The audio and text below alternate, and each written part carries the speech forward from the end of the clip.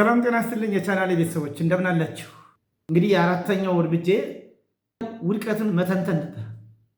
ፖስት ሞርተም አናሊሲስ ይባላል በእንግሊዝኛ። ፖስት ሞርተም አናሊሲስ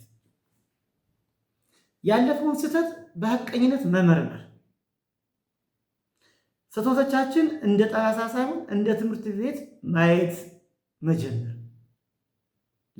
ለቀጣዩ ሲካሄድ እኔም በዛ ጊዜ የሰራቸውን ስህተቶች ወደ ውስጥ ጥልቅ ብዬ እንዳይ የስህተት የውድቀት ትንተና አካሄድኩኝ። ምንድን ነበረ የፈጠርኩት ችግር? ሀሳብ ማውጣት አልነበረብኝም? መገምገም አልነበረብኝም? ምን አገባኝ ነበረ? እኒና መሰል ጥያቄዎችን በማየት እውነትም መጥፎ ሰው ነበርኩ በማለት የውድቀቴን ትንተና አካሄድኩኝ፣ ገመገምኩኝ። ሰልፍ ኢቫሉዌሽን ሰልፍ ክሪቲዝም አደረግኩ። በእርግጥ ለሁሉም ጊዜ ያለው እንደተባለው ሁሉ የራሴ ስህተቱን ያገኘሁት ለባለ ጊዜ ጋር መታገል ውሃ ሙላትን ማስቆም ነበረ። እሱ ስህተቱን አግኝቼዋለሁ። ሁለተኛው ግምገማም ሆነ መማማር ስትራቴጂካዊ ስልታዊ መሆን ነበረበት። እኔ በዛን ጊዜ ወጣት ስለነበርኩኝ ስልታዊ እንዳልነበርኩኝ ራሴን ገመገምኩኝ። ነገር ግን ያ ስህተቴ እንደ ጠባሳ ላይ የውስጣዊ ጥንካሬ፣ ውስጣዊ እምነቴ፣ ተነሳሽነቴ፣ ግልፀኝነቴ እጅግ በጣም ወደዋለሁ። አሁንም ወደዋለሁ። ስለዚህ እንደ አንድ መምህር የራሴን ስህተቶች እንደ ተማሪ ሆኜ መረመርኩኝ። እንደ ተማሪ ሆኜ ማለት ነው። ራሴን ሰልፍ ኢቫሉዌሽን ሰልፍ ክሪቲሲዝም የለበስኩትን መነጽር ቀየርኩኝ። አመለካከቴ ማለት ነው። መነጽሬን ስቀይር ነው አይኔ ብርሃን ብቻ ሳይሆን ስህተቶችን የማይበት የውስጥ እይታን ጭምር ነው የቀየረልኝ። ሰማይ አይታረስ አባት አይከሰስ የሚሉ ቀዳማዊ ብሂሎችም እንዳያደርጉኛል። እንደተባለው በወቅቱ ባለስልጣንን መገምገም፣ ባለስልጣን አስተያየትና ትችት መስጠት በወቅቱ እኔ እንደ ጠባሳ ባይሆንም ስትራቴጂክ አለመሆንን እንዳያደርጉኛል። የራሱ አሮባት የሰው ታማስላለች እንዲሉ እኔ በራሴ ላይ ምንም አይነት ኢንቨስት ሳላደርግ ወደ ሰዎች አሻግሬ እጠቁም ነበር። ይሄ ትልቅ ስህተት ሆኖ አግኝቼዋለሁ። ይህን ደግሞ ላየው ቻልኩኝ። በወቅቱ የለበስኩት መነጽር ሰዎችም ከፊትም ከኋላም ከቀኝም ከግራ አይጀግና ይሉኝ ነበር። አይጀግና ይሉኛል። በመናገሬ ያበረታቱ ነበር። ለካ እኔ ጥሩ አልነበርኩ። ያ የገባኝ ደግሞ ልክ እንደዚህ መነጽሩን አውልቄ ማየት ሲጀምር፣ ሁሉ ነገር ለበጎ እንደተባለው ማየት ሲጀምር በሚገርማቸው ሁኔታ ያ ማንነት የተከትሎ የመጣ ወደ አዲሱ ቦታ ሄደ። አጅሬው ነው ያለው። እዚህ ቦታ ስመጣ ቀድሞ ታሪኬ ደረሳቸው፣ ፕሮፋይሌ ደረሳቸውና አንዳንድ ጉዳዮች እንደለመደው ሀሳብ መስጠት መሳተፍ ስፈልግ ሲጀምር እሺ አጅሬው ዋሉ። የዚህ ከመጣው በኋላ አጅሬው የሚል ስም ተከትሎ የመጣ ታዲያ መነጽሬን ማውለቅ ነበረብኝ። መነጽሬን አውልቄ ራሴን ማየት ጀመርኩኝ። አጅሬ ምንድን ነው? በጣም ይገርማቸዋል። አጅሬ ይህ በአሉታዊ ሆነ። አጅሬ የሚለው በምጸት ነበር ይደግ። አጅሬ ማበረታቻ ነው። አጅሬው አሉኝ። ነገረኛ ነህ አሉኝ። አልኩኝና ስህተቴን ወደ ውስጥ እንዳይ መነጽሬን አወለቅኩት። መነጽሬን ውልቅ ቃርኩኝና አዲስ መነጽር ሳያወልቅ የጋረደኝ መነጽር የውስጥ ብርሃኔ ብቻ ሳይሆን ስህተቶችን፣ ጥንካሬዎችን እንዳይ እድል ፈጠረልኝ። በስመ አብ ወወልድ ወመንፈስ ቅዱስ። እንዴት ደስ ይላል መሰላቸው! ተጋርዶ የነበረ እይታ ጥቁር መነጽር ለብሶ ቀይ ምስል ማየት አይቻልም። እኔ የሚታየኝ በወቅቱ የፍየል ወጠጤ ልቡ ያበጠበት እንደሚባለው ሁሉ አፍለኛ ስለነበርኩኝ፣ ግልፀኛ ስለነበርኩኝ ሀሳብ ከመስጠት ወደ ኋላ አልልም። ነገር ግን ሀሳብ ሲሰጥ ለካ ሰዎችን ይከፋቸዋል። ለካ ዝም የሚባል ነበር። ያውን ባለ ጊዜ፣ ያውን ባለ ስልጣን፣ ያውን ባለ ሀብት፣ ያውን ፖለቲከኛ፣ ያውን ማድረግ መፍጨት መቁላት የሚችሉ ሰዎችን መተቸት በጣም ለካ ኖር ነው። ባለጌም ነበርኩኝ። ኖርማ አይፈልግማ። እሱ እንደው መነጽሬ አወለኩና ጣል አስቀመጥኩት። መነጽሬ ለምን በባዶ መነጽሬ በተስተካከሉ ማየት ጀመርኩኝ ልክ እንዳሁኑ። ከዚያ በኋላ በዚህ ጊዜ መነጽሬን አውልቄ በጽናት መቆም ጀመርኩ። ጽናት በጽናት አንድ የስነ ጽሁፍና የምርምር ሰው አንጀላ ዳክወርዝ የምትባል ሴትዮ ስለ ጽናት ምንድን ያለችው? ጽናት ስኬት በችሎታ ብቻ የሚመጣ አይደለም፣ የጽናት ውጤት ነው። እኔም ለ7 ዓመታት ከሙያው ርቄ ለሙያ ያለኝ ፍቅርና ጽናት ግን አልቀነሰም ነበር። ጽናት ነበረኝ። ዛሬ እዚህ የቋንቁት ጎበዝ ስለሆንኩ ሳይሆን ተስፋ ባለመቁረጤ ነው። እኔ ምናልባት አድማጭ ተመልካቾች ወደ መምህርነት መመለስ ምን ያክል የሚያኮራ የሚያዝናና ነው ብላችሁ ልታስቡ ትችላላችሁ። ለእናንተ ትክክል ናችሁ።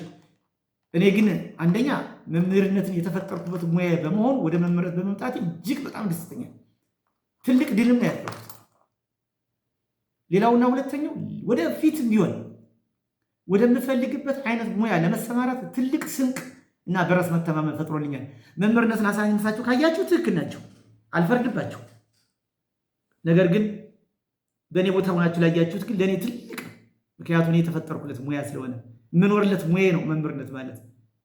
መምህርነት ንጹህ ነው፣ ትውልድን ማፍራት። እስኪ ማን ነው የሚባለው ትውልድ ነው? የትኛው የሚባለው ጀኔሬሽን ነው? የትኛው የሚባል ነገስታት ነው? የትኛው ፕሬዚዳንት ነው? የትኛው ጠቅላይ ሚኒስትር ነው? የትኛው የጦር መሪ ነው? የትኛው ዶክተር ነው? የትኛው ፈላስፋ ነው? የትኛው ኢንጂነር ነው በመምህር ውስጥ ያላለፈ? እስኪ ልጠይቃችሁ፣ መልሱልኝ። መምህርነት ተመልሰህ ወደ መምህርነት በመመለስህ ልትኮራ ልትኩራራ እና ለኛ ልታቀብ ብላችሁ ካላችሁ መብታችሁ ነው። ግን ማንም ሰው ቢሆን በመምህር እጅ ያላለፈ የማህበረሰብ ክፍል የለም፣ በቀጥታም በተዘዋወር ነው። በዚህ አጋጣሚ ክብር ለመምህራን። መምህራን ባይኖሩ ኑሮ ማንም የለም፣ ዶክተር የለም፣ ኢንጂነር የለም፣ ሐኪም የለም፣ ፕሬዚዳንት የለም፣ የጦር አዛዥ ጀግና የለም፣ ሌላም ደራሲም የለም። ኖ ዋን ኢዝ ሂር ሶ ቲቸርስ አር ኤቭሪቲንግ ዛት ኢዝ ዋይ አይ አም ፕራውድ ኦፍ ቢንግ ቲቸር። መምህር በመሆኔ በጣም እኮራለሁ። እውነት ነው የምነግራቸው። እሱ ደግሞ በጽናት ነው የሚቀጥለው። መረሳሳው መታገል ምረጡ የሚለውን መልእክት ማስተላለፍ ፈልጋለሁ። ውድ አድማጭ ተመልካች ቤተሰቦች፣ ወደ ቀጣዩ ክፍል ሲሄድ አላስፈላጊ ሸክሞችን ማርለቀም ሌቲንግ ጎ። ለዳግም መነሳት እንቅፋት የሚሆነው አሮጌ ልማዶችን እና የሌሎችን ግምት ማራገፍ ሲቻል ወደ አዲሱ ምዕራፍ ለመሻገር አሮጌውን ማንነት መተው ግድ ይል ነበረ። አሮጌውን ማንነት መተው ነበረብኝ። ያ በአመቼ ብሎ መናገር፣ ሐሳብ እንደመጣ መግለጽ፣ ሰዎችን መተቸት፣ ሰዎችን መገምገም የሚለው ወደ ውስጥ እንዳስታስ ቅድም እንደገልጽላችሁ ለካ ዳግም መቆም ትልቁ እንቅፋት የነበረብኝ ምን ሆኖ የተባረረው፣ ምን ሆኖ ሀገር የለቀቀው፣ ምን ሆኖ ከቤተሰብ የለቀቀው የሚለው እጅግ በጣም ጭንቀት ፈጥሮብኝ ነበር። መነጽሬን ስቀይር እይታዬ ብቻ ሳይሆን ይህን አላስፈላጊ ሸክም ጭምር ውልቅ አድርጌ ሸክሞችን ጣልኳቸው። ከበጀሩ ውልቅልቅ አድርጌ ጣልኳቸው። ልክ እንደ አዲስ ተፈጠርኩኝ። ስለዚህ እናንተም እንደ ቅዱስ ያሬድ በዛች ትንሽ ትል አማካይነት ሸክሙን አራግፎ ተስፋ አግኝቶ ለሕይወቱ ትርጉም እንደሰጠው ሁሉ እናንተም ውድ ተመልካቾች፣ አድማጮች፣ ቤተሰቦች ከውድቀታችን ውስጥ ትልቅ ዜማና ቅኝት መፍጠር እንችላለን። ትልቅ የዜማ ቅኝት። አሁን እኔ ለእናንተ ሊቀልባችሁ ይችላል። እኔ ግን ከክፍል ተማሪዎች ማስተማር አልፎ ትልቅ ዜማና ቅኝት ፈጥሬ በዓለም አቀፍ ሚዲያ በዩቲዩብ ቻናል የኔን ልምድና ተሞክሮ እንዲሁም ደግሞ ከመጽሐፍት ያገኘውን እውቀት የተወሰኑን የመሰል ሰዎች ያስተምራል ብዬ ስላሰብኩኝ በድፍረት ወጥቼ እንዳስተምር ትልቅ ዜማና ቅኝት ፈጥሬያለሁ ብዬ በወስድ ማጋነን አይሆንም። ይህን ደግሞ እኔ የማውቀው የሌላ ሰው ምስክርነት ላያስፈልገኝ ይችላል። አምስተኛው እርምጃ ምንድን ነው? አዲስ ራዕይ መንደፍ ነበረብኝ። ቪዥን ሪዲዛይኒንግ። እንደገና ቀድሞ የነበረኝ መምህርነቶ መቀጠል፣ እውቅና ያለው መምህር መሆን፣ እንዲህ ተናጋሪ፣ እንዲና መሰል ጉዳዮች አላጭ ሌሎችም የህይወቴም ራዕዮች ነበሩ። በእርግጥ ትንሽ የኪነ ጥበብ ስራዎች ሰራ ነበረ። ቤተሰቦችን ለማስተዳደር ብዙ ሙከራዎችን አደርግ ነበር። ግን መነጽሬን ሳወልቅ ወደዚህ ቦታ ስመጣ ወደ ውስጤ መመልከት ስጀምር፣ ስህተቶችን ማረፍ ስጀምር፣ ጸጥ ያለ ዝምታ ሲኖረኝ፣ እውነታውን መቀበል ስጀምር እነዚህ አዲስ ራዕይ ሪዲዛይን እንዲያደርግ እድል ፈጠረልኝ። ካለፈው ስህተት በመማር ይበልጥ ጠንካራ የሆነ አዲስ የህይወት ግብ ማውጣት ይቻልኩኝ። አሁን ካለሁበት ተነስቼ የት መድረስ እፈልጋለሁ የሚለውን በግልጽ ማስቀመጥ ጀመርኩኝ። ለቀጣይ ስራ እና ጉዞዬ ምን አይነት ራዕይና አሰራር ብከተል ይሻለኛል? እንዴትስ ለማህበረሰብ ይበልጥ ተደራሽና ጠቃሚ ሰው መሆን እንደምችል እቅድ ማውጣት ነበረብኝ። አወጣው። ለማህበረሰብ ጠቃሚ ሰው መሆን። ለራሴ ህይወት ችግር የለብኝም። ቅድም እንዳልኳችሁ ከአባቴ የወረስኳቸው ጥሩ ሙያዎች የአናጺነት ሙያ ከመምህርነት በተጨማሪ ነው። ልብ አድርጉ።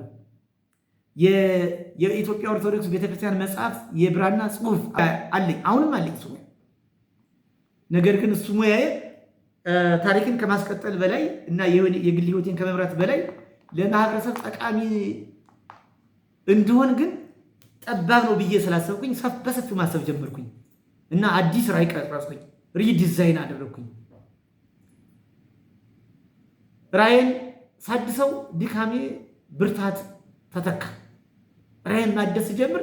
ያ ሁሉ ያስከፉ ሰዎች፣ ያ ሁሉ ያባረሩ ሰዎች፣ ያ ሁሉ የጎሰቆልኩት፣ ያ ሁሉ ተስፋ የቆረጥኩት እንዲያውም ብርታት ነው፣ ቁጭ ሆነ፣ ኢነርጂ ሆነ። ከውስጥ ገፋኝ፣ ድራይቭ አደረገኝ፣ ከውስጥ ወዘወዘኝ፣ ከውስጥ አነሳሳኝ። እንዴ የሚገርም እኮ ነው ጎበዝ። ይህን ማን ያውቀዋል? እንደኔ ቁስል ያለበት ሰው ያውቀዋል። መጠየቅ ትችላላችሁ።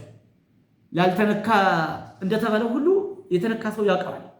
ከውስጥ ተገፋው፣ ገፋኝ፣ ወዘወዘኝ። ከውስጥ ያለው ወይ ምን ሳደርግ አዲስ ራዕይ ለመቅረጽ ስህተቶችን ሳርም መነጽሬን ስቀይር ወደምወደው የመምህርነት ሙያ ያውም መምህራንን የሚያሰልጥን መምህር፣ መምህራንን የሚያበቃ መምህር፣ እንዲሁ ደግሞ ዓለም አቀፍ ተደራሽነት ያለው የዩቲዩብ ቻናል እንድከፍት አሁን ላለሁበት ሁኔታ አብቅቶኛል።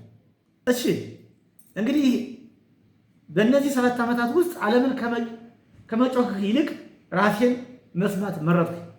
በተለያዩ ጩኸቶች፣ በተለያዩ ትችቶች ያ የነበረብኝ ስም ትችት እሱን ተውኩኝና ወደ ራሴ ማዳመጥ ጀመርኩኝ። ስለዚህ ሪዲዛይን አልኩኝ። ከ6ኛ እርምጃ ስመጣ ሪዲዛይን ካደረኩ በኋላ እርምጃዬን በትናንሽ እርምጃዎች መጀመር ነበረብኝ። እንደ አቶሚክ ሃቢት ማይክሮ ሃቢት ፎር ሞመንተም እንደሚለው ጄምስ ክሊር በአንድ ጊዜ ትልቅ ነው ከመጠበቅ ይልቅ በየቀኑ የሚደረጉ ጥቃቅን ግን ውጤታማ ተግባራትን መጀመር ለትልቅ ውጤት ያበቃል አለ ጄምስ ክሊር። ትናንሽ ስኬቶች ትልቅ በራስ መተማመን ራሳቸው ይገነባሉ። ትናንሽ ስኬቶች ወደ ትልቅ ስኬት ያመጣሉ። ለምን? በራስ መተማመን ስለሚፈጥሩ።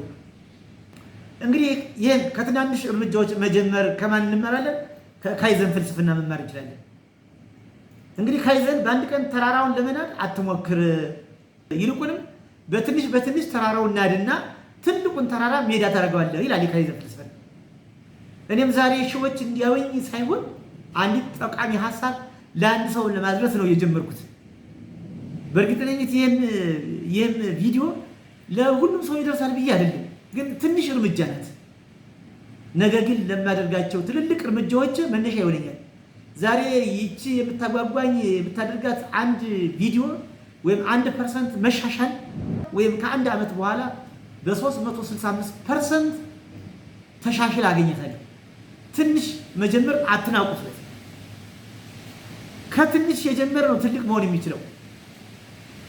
ለዚህ እንግዲህ ተጠቃሽ የምትሆነው አንድ ትልቅ ኢትዮጵያዊት አለች። ዶክተር እሌኒ ገብረመድህን ትባላለች። ዶክተር እሌኒ ገብረመድህን የኢትዮጵያ ምርት ገበያን ኢሴክስን በምትመሰረትበት ጊዜ ለትልቅ ራዕይ ግን ደግሞ በጣም ስልታዊ በሆኑ ትናንሽ እርምጃዎች ነው የጀመረችው። ስቴፕ ባይ ስቴፕ። ስለዚህ ትልቅ ለውጥ በትናንሽ ስርዓቶች እንደሚመጣ ዶክተር እሌኒ ስኬት ማሳያ ነው። እኛም ዛሬ የምንጀምራት አንድ ትንሽ እርምጃ ነገ ትልቅ ተቋም እንደምትሆን ማመን አለብን። እኔም እንግዲህ አንድ እርምጃዎችን ጀምሬያለሁ። ምናልባት ወደፊት ለምደርስበት ትልቅ ተቋም መስራታ እዚህ በእነዚህ ትንንሽ እርምጃዎች አሁን በምቀርጻቸው ቪዲዮዎች፣ ፊት ለፊት በማድረጋቸው ንግግሮች፣ እንዲሁም ደግሞ ማህበረሰብን በተለያየ አካባቢ በማደርገው የማነቃቂያ ስራ፣ ተማሪዎችን በማደርገው ማበረታቻ ሰራተኞችን በማድረገው መበረታቻ የሚያገኘው ልምድና ተሞክሮ ነገ ለሚከፍተው ትልቅ ሚዲያ ተቋም እርምጃዎች ናቸው። ስለዚህ ትልቅ ለውጥ በትናንሽ ስርዓቶች እንደሚመጣ ዶክተር እሌኒ አሳይታለች። ሰባተኛውና የመጨረሻው እርምጃ የጽናት ስለልቦና መገንባት ነው። ሴንስ ኦፍ ሬዚሊየንስ፣ ሴንስ ኦፍ ፐርሲስተንስ። ማንኛውም እንቅፋት ቢመጣ ላለማቆም ለራስ ቃል መግባት ነው። ሬዚሊየንስ ወይም ሴንስ ኦፍ ሬዚሊየንስ ማለት ጽናት ማለት መውደቅ አለመቻል ወይም አለመውደቅ ሳይሆን በወደቁ ቁጥር ዳግም የመነሳት ጥበብ ነው። በወደቁ ቁጥር እንደገና መነሳት ነው። ውድቀት አዎ አለ፣ ውድቀት መኖር አለ። አዎ እነዚህ የማይቀር የተፈጥሮ ህጎች ናቸው።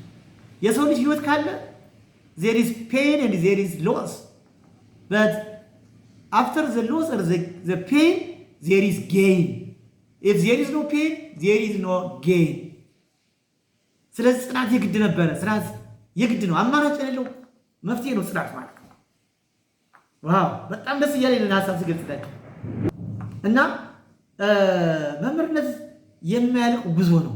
ዛሬ ብመለስም ነገ ሌላ ፈተና ሊገጥመኝ እንደሚችል አውቃለሁ። ይህ ቪዲዮ የኔ የጽናት ምስክርነት ነው። እናንተም በውስጣችሁ ያለውን ኃይል እመኑት፣ ተአምር ትሰራላችሁ፣ ተአምር ትሰራላችሁ በእርግጠኝነት። እኔ ይህን ቪዲዮ ለእኔ ትልቅ ተአምሬ ነው፣ ለእኔ ትልቅ ተአምር ነው።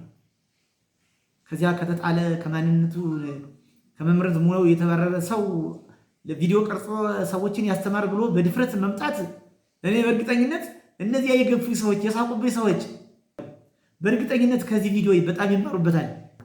ለምሳሌ ለዚህ ትልቅ ትምህርት ከወሰድኩባቸው ታላላቅ ኢትዮጵያ ውስጥ አንዱ ደራርቱ ቱሉ ናት።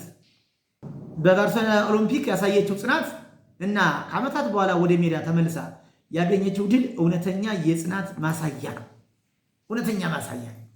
ስለዚህ ደራርቱ ቱሉ ማሸነፍ ብቻ ሳይሆን ወድቆ መነሳትና በዓላማ መጽናት ያስተማረችን በተለይ እኔ የተማርኳት ከሷ ነው። ደራርቱ ቱሉ ትልቅ የጽናት አምባሳደር፣ የጽናት ተምሳሌት አድርጌ ወስዳለሁ። በነገራችን ትላልቅ ሰዎች የሚል መጽሐፍት አንብቤያለሁ። ከዚያ ውስጥ አንዷ ደራርቱ ቱሉ ናት። ደራርቱ ቱሉ ታዲያ በተምሳሌነት የቀረበችው የጽናት ተምሳሌት ሆና ነው። ከውድቀት በኋላ ዳግም ኦሎምፒክን መሮጥ የቻለች ከአንጀላ ዳክወርዝ የምትባል አንድ የጽናት ጥናትና ምርምር ያካሄደች ሰው እንደ ተምሳሌት ከምትወስዳቸው ሰዎች ውስጥ አንዱ ደራርቱ ቱሉ ናት። እንግዲህ ደራርቱ ቱሉ በባርሴሎና ካሸነፈች በኋላ ለረጅም ጊዜ በጉዳትና በልጅ መውለድ ምክንያት ከሜዳ ርቃ ነበር።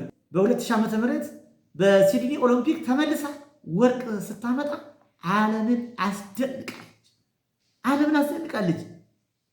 ከጉዳት በኋላ ልጅ ወልዳ አሳድጋ ሰውነቷን እንደገና ሪ አሻሽላ ሌላ ሰው ሁና ኦሎምፒክን ማሸነፍ ማለት አስቡት። እንኳን አይደለም በተግባሩ ሲያስቡትም ለማመን ይከብዳል። ግን አድርገዋለች። ይቺ የኛ ጀግና ደራርቱ ቱሉ ክብር ምስጋና ይገባታል። ለእኔ ደግሞ ትልቅ ባለውለታዬ ናት።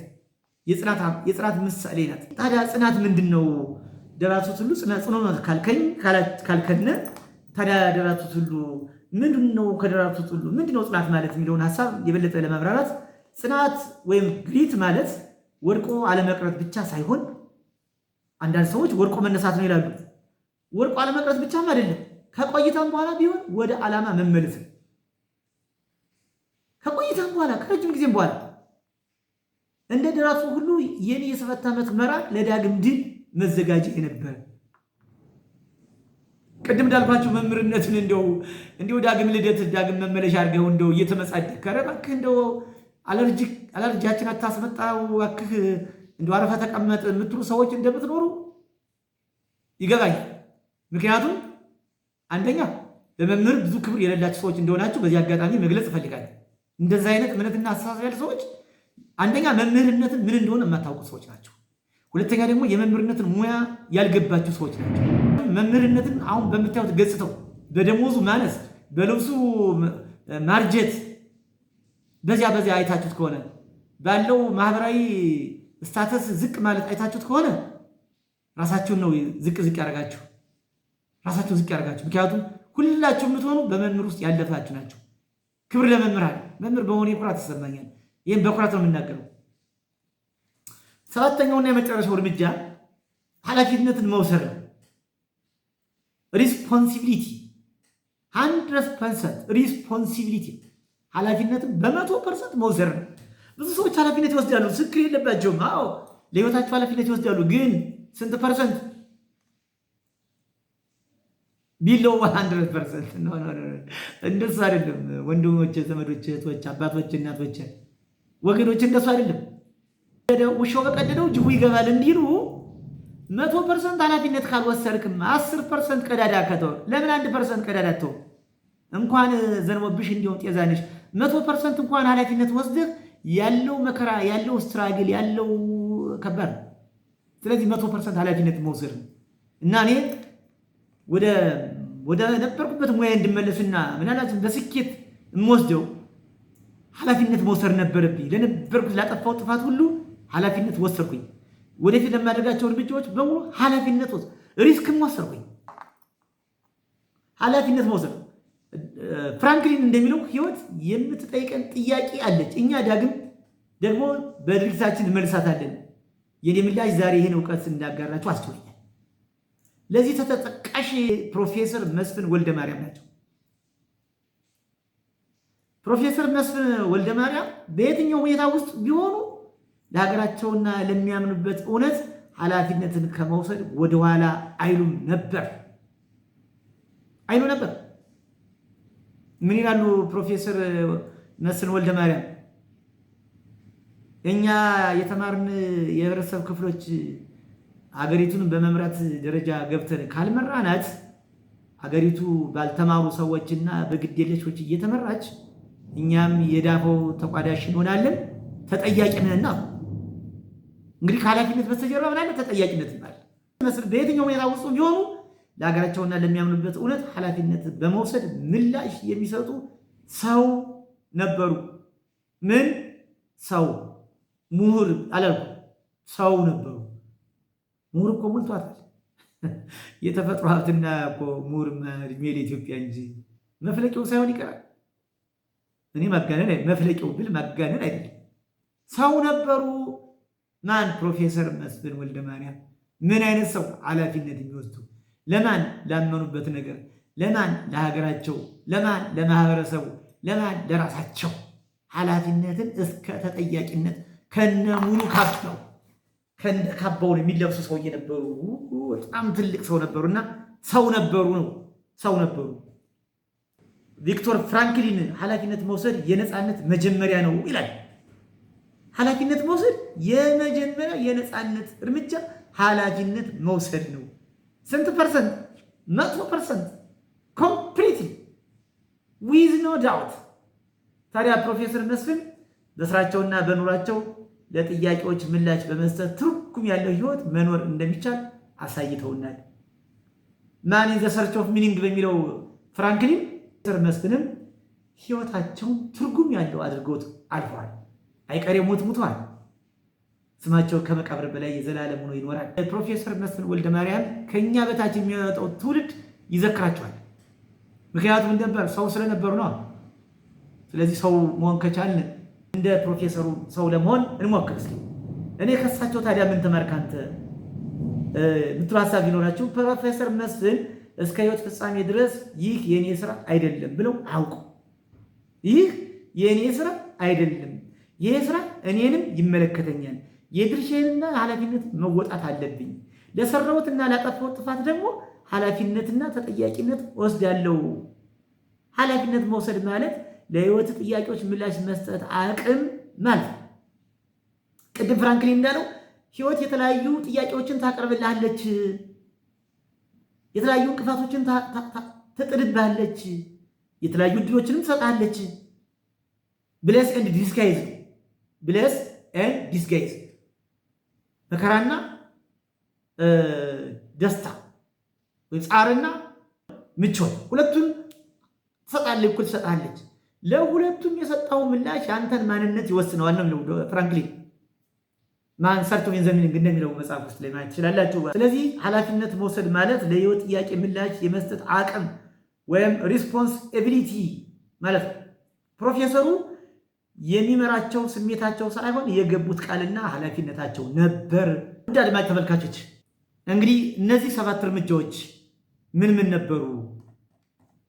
ምን እርምጃ ወሰድክ? አንተስ በህይወት ላይ ምን ለውጥ አመጣህ?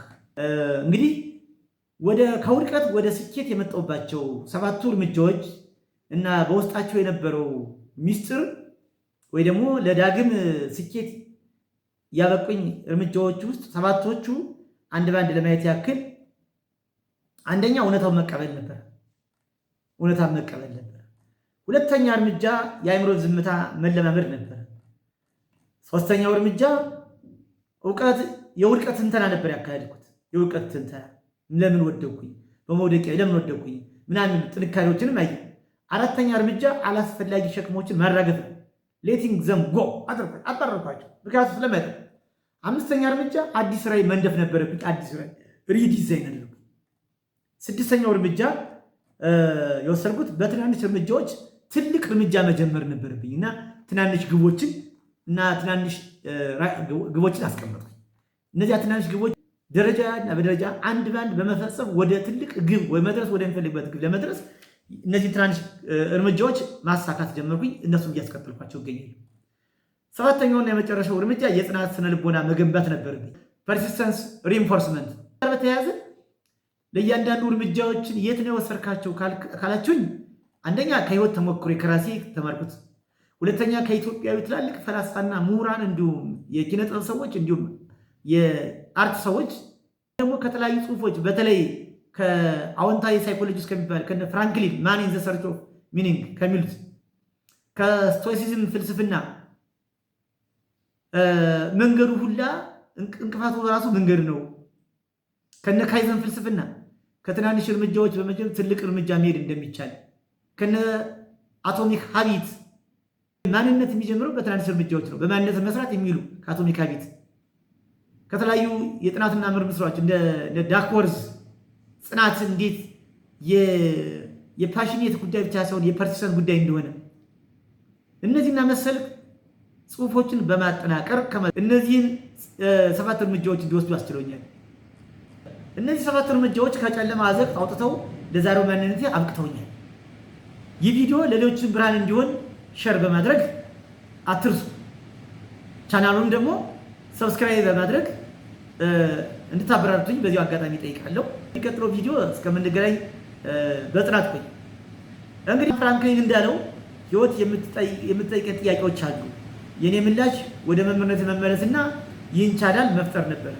እርሶስ ያሳለፉት ስቃይ ወይም ያለመርካት ስሜት ምን እንደሚሰራ እየገፋሁት እንደሆነ እስኪ ይግለጹልኝ። በዚህ እርምጃዎች ውስጥ የትኞቹ ከባዶች ናቸው? እጅግ በጣም አመሰግናለሁ። መልካም ጊዜ፣ መልካም ቆይታ።